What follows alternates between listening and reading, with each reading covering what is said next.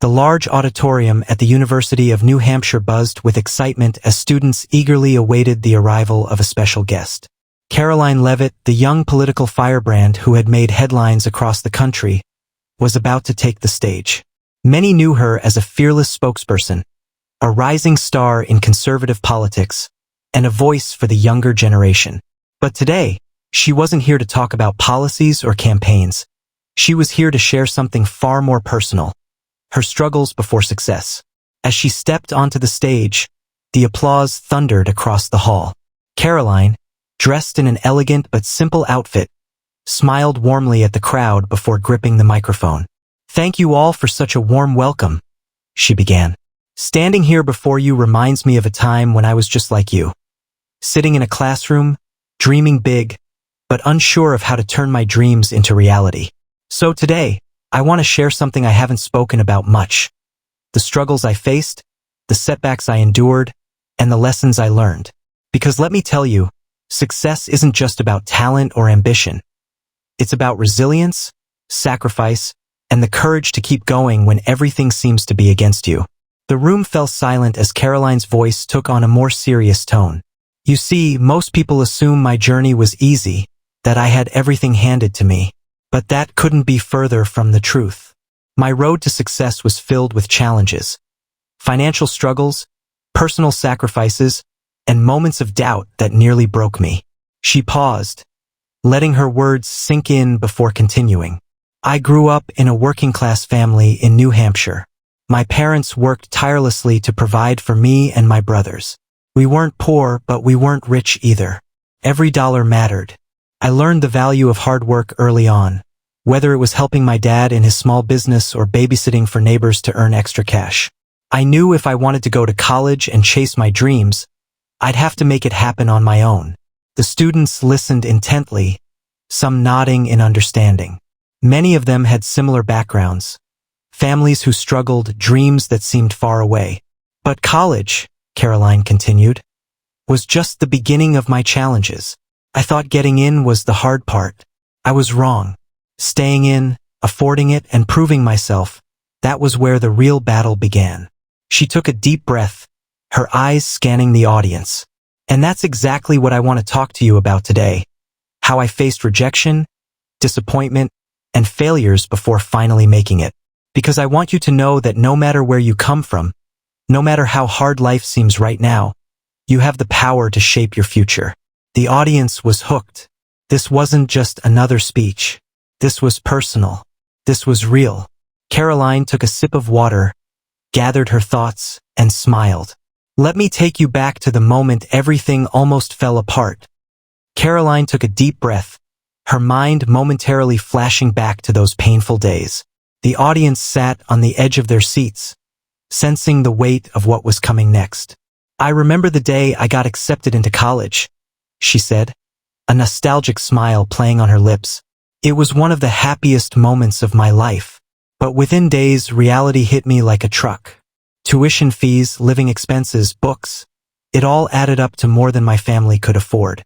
I had worked part-time jobs, saved up some money, but it wasn't enough. Scholarships helped, but even then, I found myself constantly struggling to make ends meet." She paused, glancing at some students who were nodding in understanding. "I worked multiple jobs just to stay afloat. In the mornings, I was a barista at a local coffee shop, brewing espressos before the sun even rose. In the evenings, I'd take up freelance writing gigs, editing articles for barely minimum wage. And on weekends, I'd wait tables, smiling at customers while inside, I was exhausted beyond belief. There were nights I barely got 3 hours of sleep. Some mornings, I'd go to class on an empty stomach because I couldn't afford breakfast." A murmur swept through the crowd. Some students exchanged glances, recognizing their own struggles in her words. "But the hardest part?" she continued, her voice tinged with emotion. "It wasn't just the financial burden. It was the constant self-doubt, the fear that I wasn't good enough. I applied for prestigious internships, and time and again I got rejected. I'd stare at emails that started with 'We regret to inform you,' and wonder if I was chasing an impossible dream. I started questioning myself. Maybe I wasn't smart enough. Maybe I wasn't talented enough. Maybe people like me, people from small towns without connections, without privilege, weren't meant to make it in the big leagues. She let those words linger, letting them sink deep into the hearts of her listeners. But despite all that, she said, her voice now firm with determination, I refused to give up. Every time I got knocked down, I told myself, just one more try, just one more application, just one more sleepless night. Because deep down, I knew that if I gave up, I'd never forgive myself.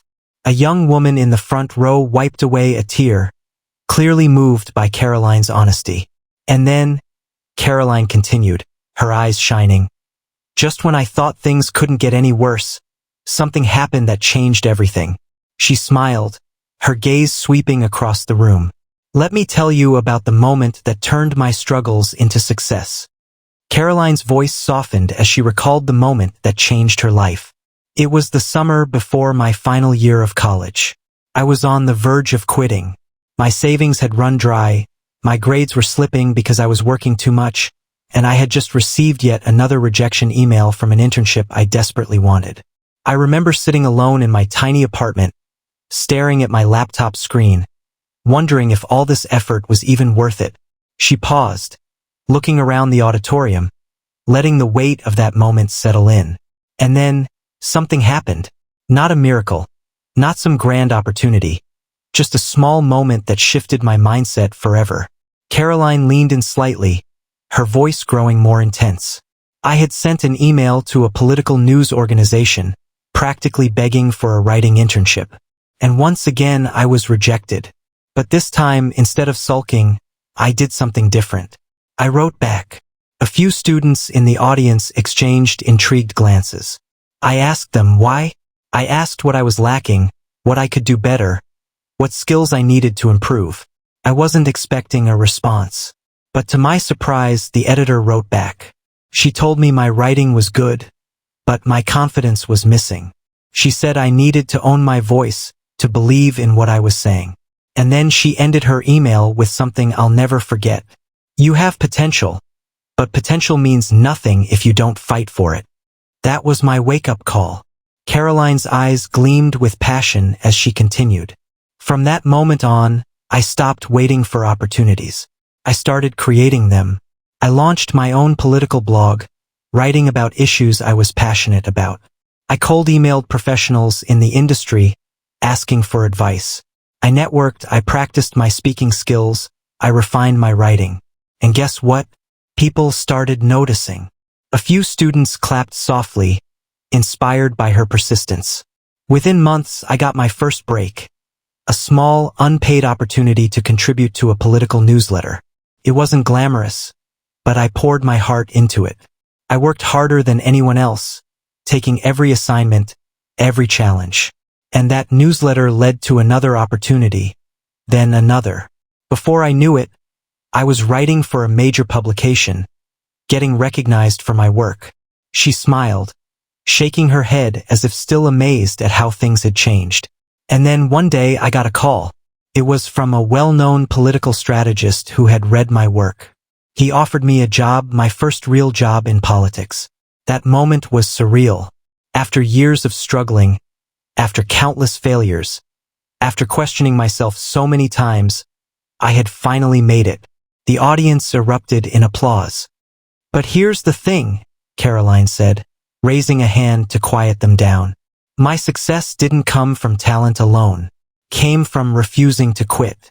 From learning to take rejection as a lesson, not a defeat. From realizing that failure is not the opposite of success. It's a part of it. She let her words linger before continuing.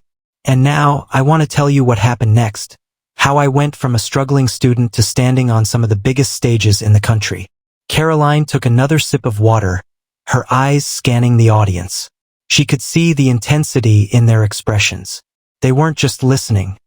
They were absorbing every word. That first job in politics was the hardest thing I had ever done, she continued. I was surrounded by people who had Ivy League degrees, who had grown up in influential families, who had connections in every corner of Washington, D.C. And then there was me, a small-town girl from New Hampshire who had clawed her way into the room. She paused, her voice growing stronger. I knew I had to prove myself. So, I did what I had always done. I worked harder than anyone else. I was the first to arrive at the office and the last to leave. I volunteered for projects no one else wanted. I spent nights studying policies, reading speeches, perfecting my craft. And slowly, people started taking notice. Karoline smiled as she recalled a defining moment. I remember the first time I was asked to write a speech for a major political figure. It was a last-minute request, and they didn't think I could pull it off. But I stayed up all night, perfecting every word. The next morning, that speech was delivered on national television. That was the moment I knew I belonged here. A murmur of admiration swept through the audience. But my journey wasn't just about climbing the ladder. It was about using my voice. I started appearing on TV panels, debating policies, representing the voices of young Americans. And then, one day, an opportunity came that changed everything. I was offered the role of spokesperson for a national political campaign. Some students gasped. They knew Karoline's story, but hearing the behind-the-scenes details made it even more inspiring. I was just 24 years old when I found myself standing on some of the biggest political stages in the country. People told me I was too young, that I didn't have enough experience, that I wouldn't be taken seriously. But I didn't let that stop me. I knew I had earned my place, and I knew I had a responsibility to represent people like me. People who had struggled, who had fought, who had refused to give up. She paused for a moment, letting her journey sink in. And here's the truth, she said, looking directly at the students in the front row. Success isn't about luck. It's not about where you come from or who you know. It's about resilience. It's about taking every setback, every rejection, and using it as fuel to push forward. The room was silent. Karoline could see it in their eyes. They were thinking about their own struggles, their own dreams. And that, she said with a smile, is why I'm here today, because I see myself in all of you. I know some of you are struggling. I know some of you are questioning whether your dreams are possible. And I want to tell you, yes, they are. But only if you refuse to quit. She took a deep breath, knowing she was reaching the most important part of her speech. And now, she said, I want to leave you with the most important lesson I've learned. The one thing that separates those who succeed from those who don't. Karoline looked around the room, her heart swelling with emotion. She had shared her struggles, her failures, and her victories.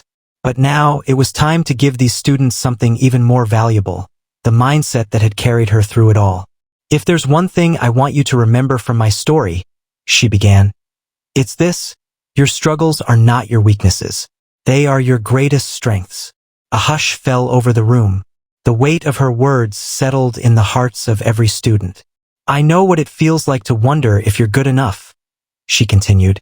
To work twice as hard as everyone else just to get half as far. To watch doors close in your face over and over again. But let me tell you something. Every single setback you face is shaping you into the person you need to be to succeed. She walked closer to the edge of the stage, making eye contact with as many students as she could. When I was struggling to pay my bills in college, I thought I was at a disadvantage. But you know what? Those struggles made me resourceful. They made me relentless. They taught me how to fight for what I wanted. When I faced rejection after rejection, I thought I wasn't good enough. But those rejections forced me to improve, to push myself beyond what I thought was possible. And when people told me I was too young, too inexperienced, that I would never make it, I used their doubt as fuel. I didn't let it break me. I let it drive me. A student in the front row whispered, "Wow," under his breath. Karoline smiled, knowing she was reaching them. So here's my challenge to you, she said, her voice strong with conviction. The next time you face a challenge, a rejection, a moment where you feel like giving up, I want you to flip the script in your mind. Instead of saying, "Why is this happening to me?" ask yourself, "What is this teaching me?" Instead of saying, "I'll never make it," tell yourself, "This is just part of the journey." And instead of saying, "I can't do this," remind yourself, I've survived worse. I am stronger than this. She let those words settle in before delivering her final message. Success is not about how smart you are. It's not about how much money you have. It's about one thing, your willingness to keep going when everything in you wants to stop. The students sat in complete silence, absorbing the weight of her words. And trust me, she added, her voice soft but unwavering. If a girl from a small town in New Hampshire, with no connections, no privilege and 100 reasons to fail, if I can make it, so can you. But only if you refuse to quit. A slow clap began at the back of the auditorium, then another, until the entire room erupted into a standing ovation. Karoline smiled, feeling the energy of the room. She had come here to inspire, but in reality, these students had inspired her just as much. As she stepped away from the microphone, a student in the front row raised his hand and called out, "What's your biggest advice for someone who feels like they're at rock bottom?" Karoline turned back, her eyes shining with sincerity. "Rock bottom," she said, "is the solid foundation on which you can build anything. Use it, learn from it, and then rise." The cheers were deafening, and as Karoline Leavitt walked off the stage, she knew this was just the beginning of another story, another journey, another life she had helped change.